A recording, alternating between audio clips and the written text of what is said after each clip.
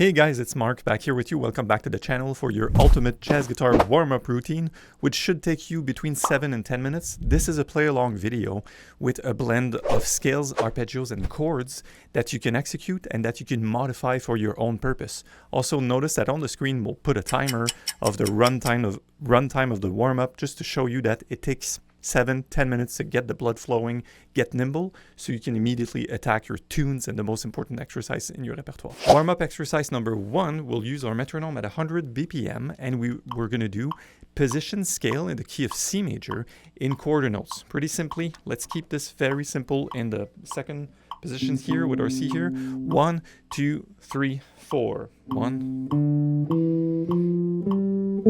Keep it tight. All the way up.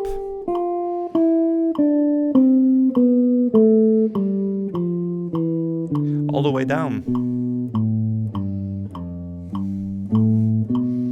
And you're done. Our aim with this, of course, is to have a clean sound, be very clear and be nimble. You can pick any other key or any other position.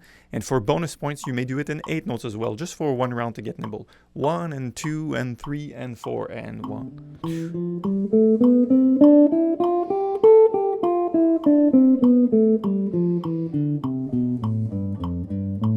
And you're done. Second warm-up exercise, we're going to dig into diatonic chords. What I love to do is to pick a key. For instance, we're in C major for today, and to play every diatonic chord using the same voicing up and down the fretboard. So our first chord is going to be C major 7. We do this out of time, of course, followed by D minor 7, followed by E minor 7, followed by F major 7. Focus on getting a full, clean, clear sound and remain really relaxed. G7 to A minor 7 to B minor 7 flat 5. Notice how I focus on holding the chord down. I avoid the heavy strum or being very percussive, and of course do the descending version smoothly and quickly.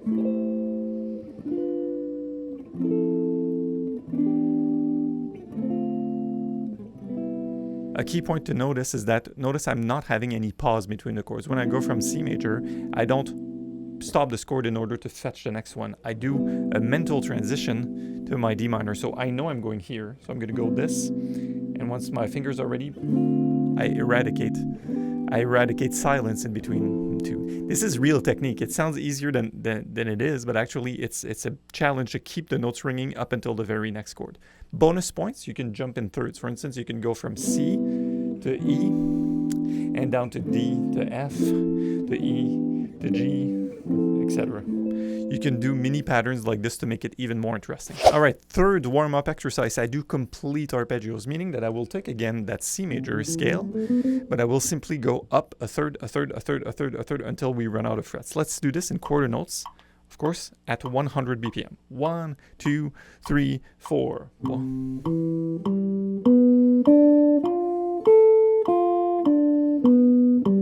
And all the way down.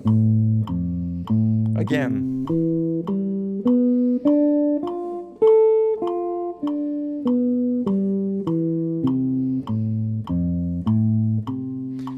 We will also do, starting with the B note. So we do the same scale, but we start with the note that's a half step below the C and do ascending thirds the same way. 1, 2, 3, and 4. And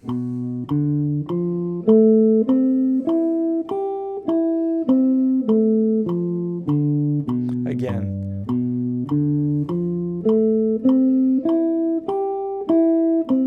Again, stay loose. And good job. Notice for the arpeggio, we do this version of the C major, and then we do the other one that would be like the film negative. If you're thinking of a photo on a film, that's what we do it. There's plenty of ways you can vary that, or you can do diatonic arpeggios, but at least getting in the swing of quarter note arpeggios is a really good warm-up. Number 4, I like to go back to chords, but what I love to rehearse is chord pivots. So typically I will grab the same chord quality and I will do it in 2 locations. For instance, if we start back with our C major, another voicing I have for this that I really love to use called a staple C major 9. What I will find is another version of the C major 9 now, namely I have my 5th string root. I'll find my 6th string root and do the same chord or similar chord voicing, so C major to C major. This one's actually a C major 9, and this one's actually a C6, but it doesn't matter. What I can do is find variations for chords. So for instance, if I did the D minor, instead of doing that one, I could do D minor 9, like this, and go up to D minor 7 or D minor 9 here. I will do chord pivots maybe for 30 seconds. And for bonus points, you could do this in a 2/5. For instance, I would do it in time. I will do it like in casual time without the metronome now to cheat it out while I talk. So to G7, G13, G9, C.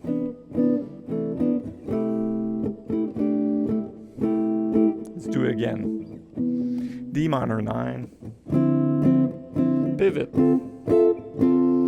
G, 13 to G9, sharp 9 maybe, C, pivot, right? So doing chord pivots like that really helps orient my mind, and I get loose and limber, and I've been rehearsing chords, and now the blood's starting to flow. All right, let's do the last exercise. The last exercise is a chromatic scale with a spin. It's probably a twist that you've never really done. People will say, well, I know my chromatic scale. I want to do my spider. I want to do these things. I'm like, yeah, but how about we keep control and we keep our sound and we anchor the chromatic scale with 2 tones. I love to anchor it with a C note, so a C is here, another C.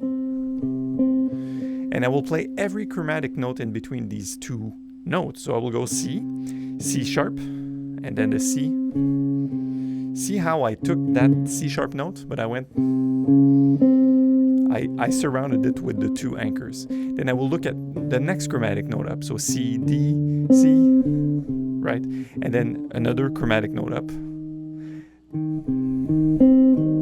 Right, and etc. I will set up the metronome at 80 to do this in quarter notes with you guys. 1, 2, 3, anchors chromatic.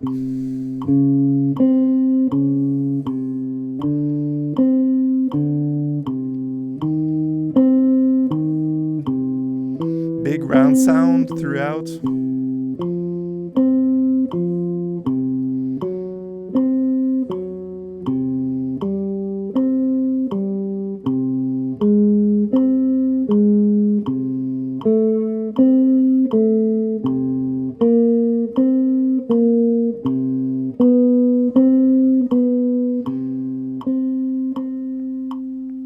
Bonus point, descending version. 1, 2, 3, 4.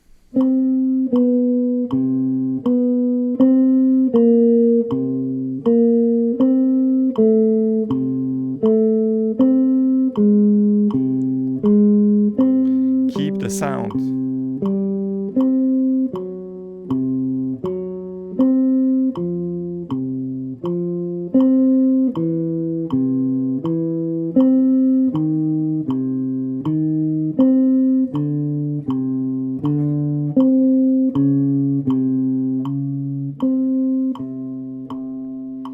Good, that wasn't that bad, so I hope you can reuse this video, set it in your saved playlist. You can sit with me or rewind the parts that you prefer, and then you can craft yourself a really handy, quick, easy warm-up. So you're nimble, you've played some chords, you've played some single notes, and now you can dig deeper in the next hardest thing, just to avoid to go like, I can't really practice because I didn't have my 27 minutes of warm-up. No. Do just that, and then dig into your next tune. Preferably, you should be working on staple chords, chord melody, or improv on the standards that you're working on. And if you have more than 5 or 10 standards memorized, then maybe you're going to go on tune maintenance and remembering the previous stuff. That's it. I will see you soon on the channel, Jazz Guitar Lessons. Improve your jazz guitar playing with a real teacher. See you next time.